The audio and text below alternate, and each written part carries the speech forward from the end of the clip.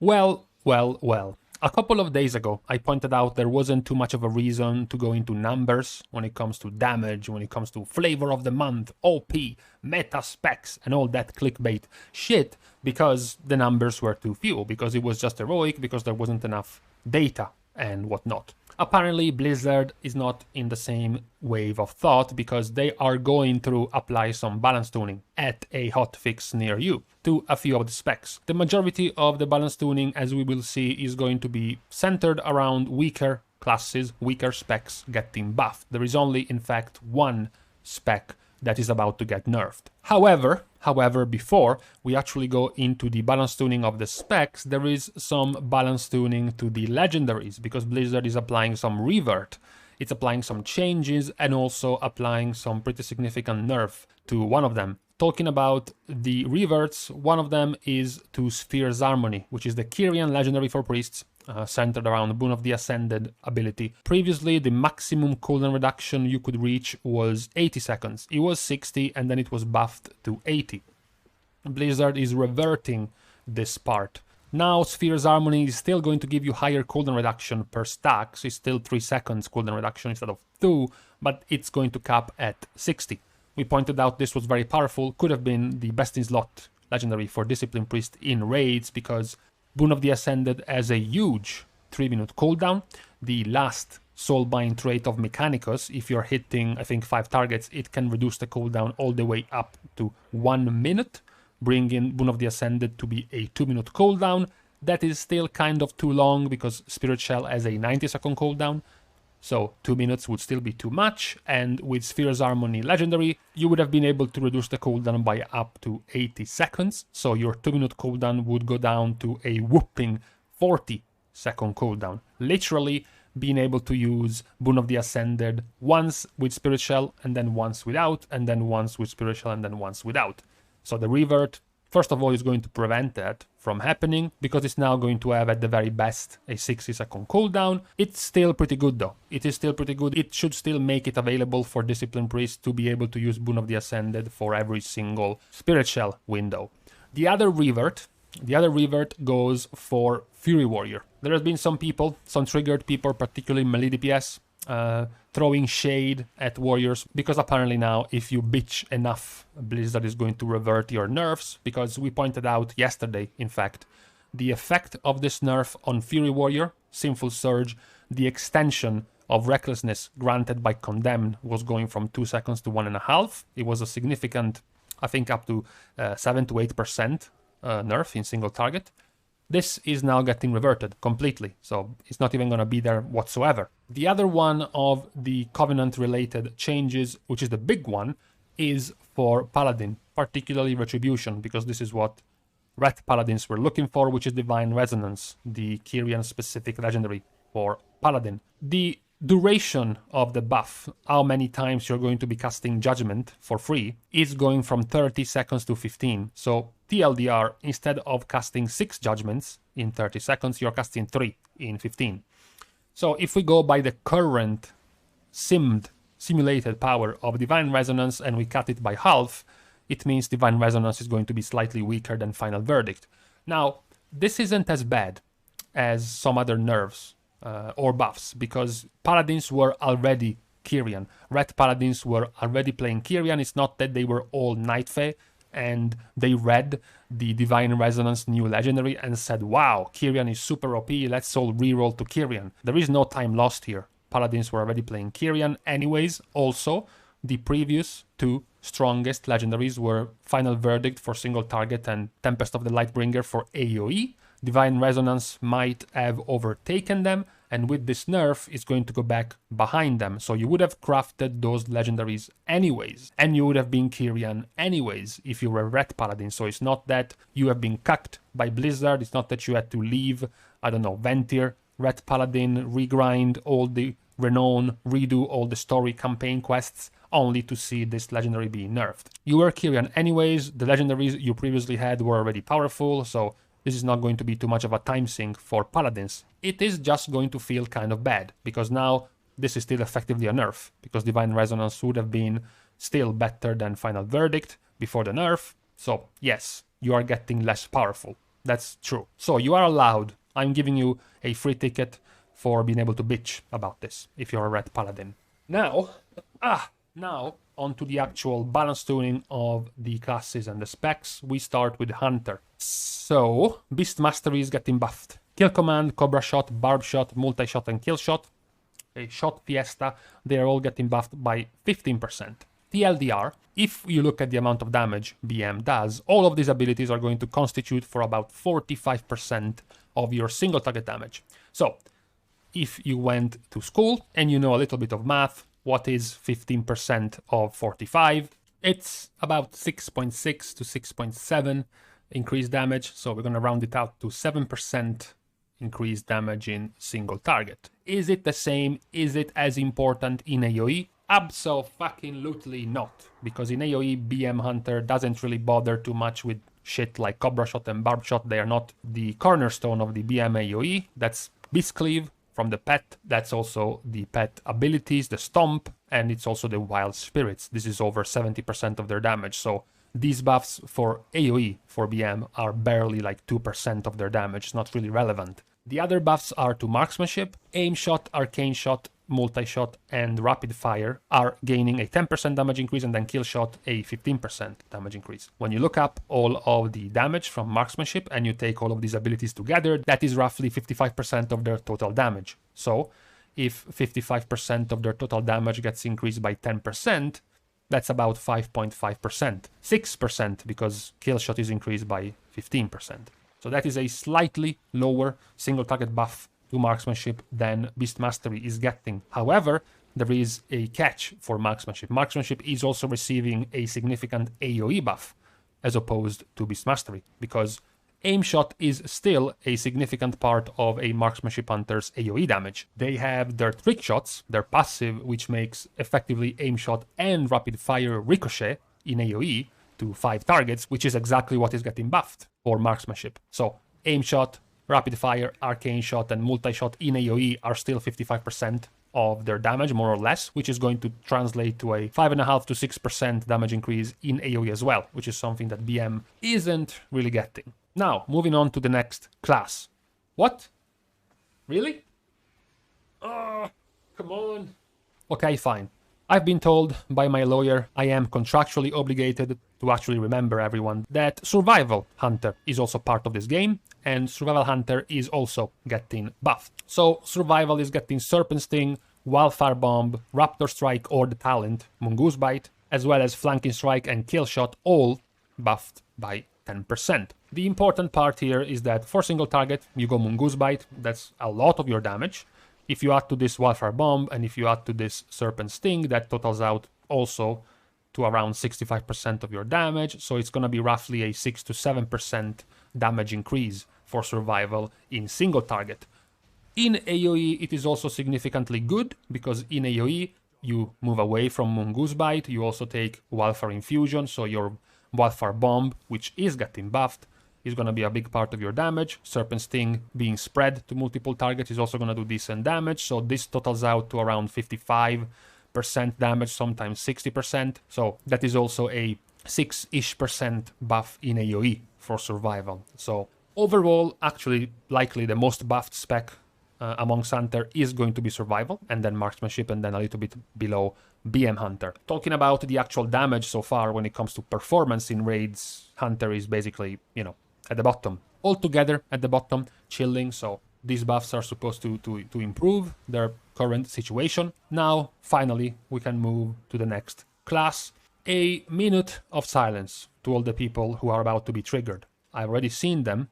I've already seen multitudes of them who are going to repeat this same mantra. It is annoying and frustrating and kind of disappointing to see how quick Blizzard is in buffing certain classes and certain specs compared to others. That doesn't seem to be an issue for Blizzard to leave specs like Enhancement or specs like Elemental or specs like Balance or Shadow Priest unplayable at the total bottom of the hierarchy of the DPS food chain for years sometimes, but Fire Mage, who was dominating Eternal Palace, was dominating Nyalotha, and was dominating Castor Natvia as well as Mythic Plus all the while, they get nerfed in 9.1, and 4 days later. It took 4 days for the nerfed Fire Mage to get buffed. And that is a source of frustration for many people who have seen their favorite, less popular specs not really get this amount of attention by Blizzard when they are not very powerful, but apparently not all specs are created equal. So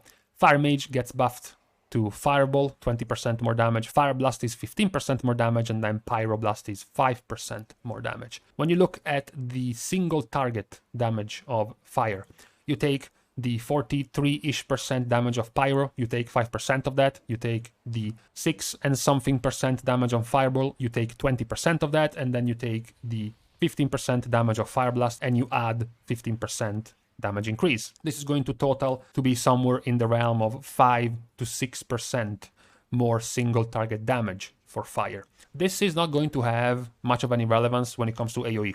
The majority of the AoE of a Fire Mage is going to come from Flame Strike and the talent Flame Patch, so none of this is going to be too relevant for that, which is also important because, as we mentioned before 9.1 in the predictions, it was likely that Frost and Arcane would have taken over raiding, whereas 4 Mythic Plus Mage would have still had some decent chance of being viable, even meta, as Fire.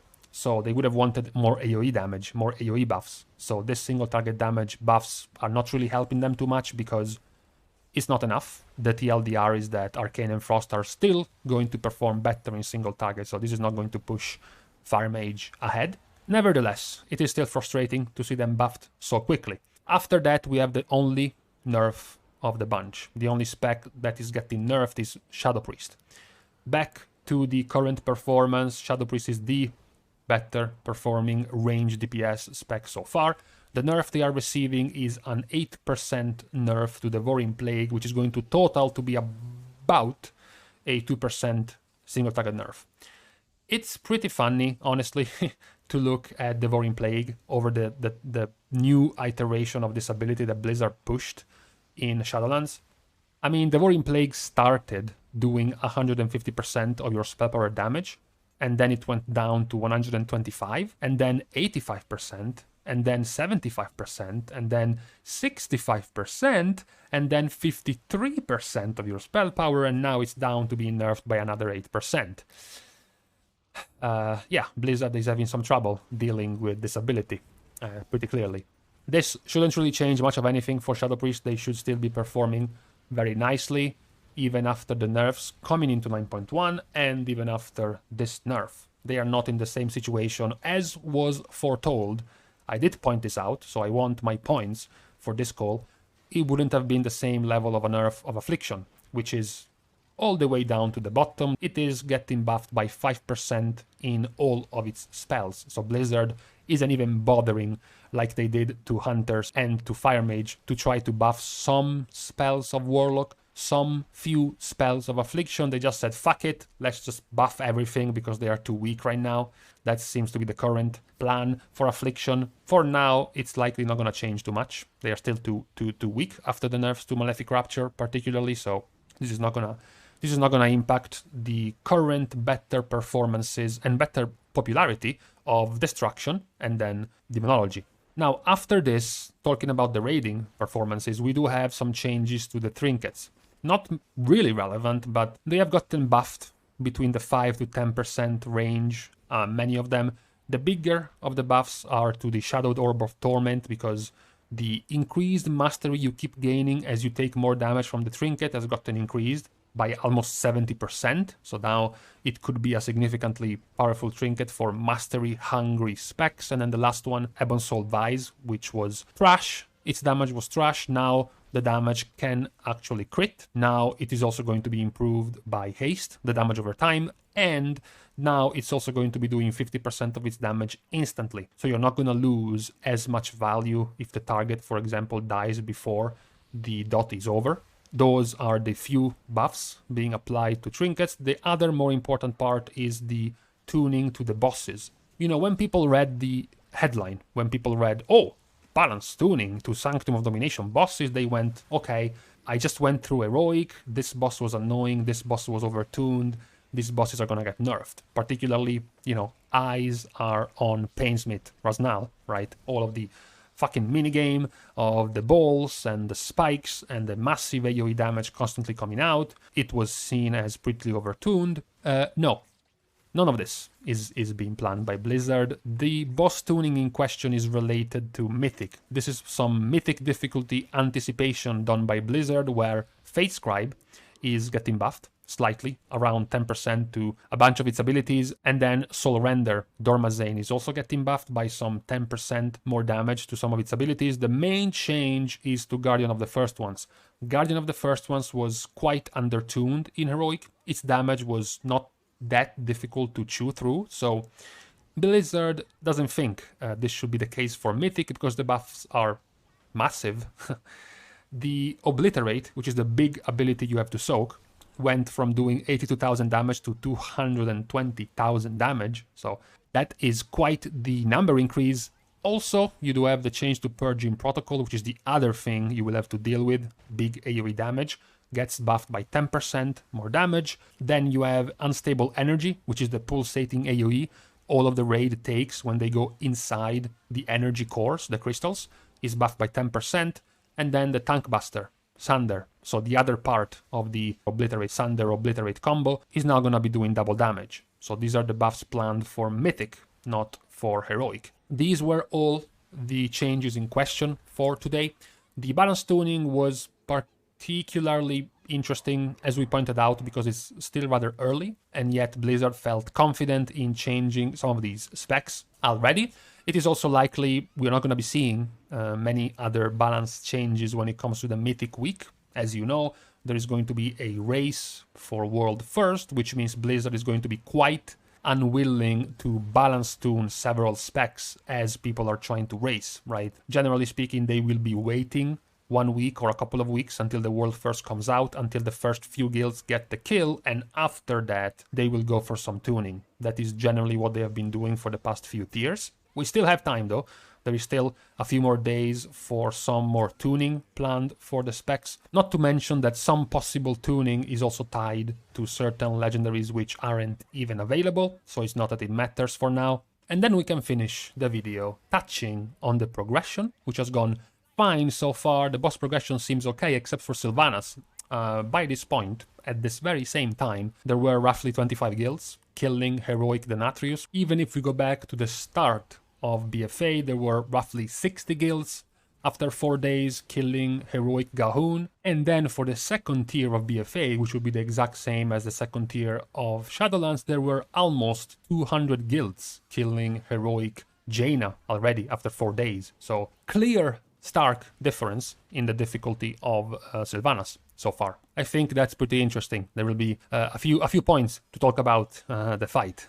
As soon as more guilds and more people get to experience it and get to see it in Heroic, we will be able to talk about it. For now, we can stop here. We can take a break. Thank you guys for watching the video. If you have enjoyed it and you want to support myself, not this channel or the videos, but just me, my own personal gain, so I can buy myself a new personalized AC system to put in my house, you should support me by playing a supportive spec, like a tank and a healer, in this starting weeks of Season 2. Otherwise, you can subscribe to the channel, but that's on a lighter note. See you guys soon, and in the meantime, don't worry. I'll come up with something to say for the end of the video. No, don't worry. It's almost there.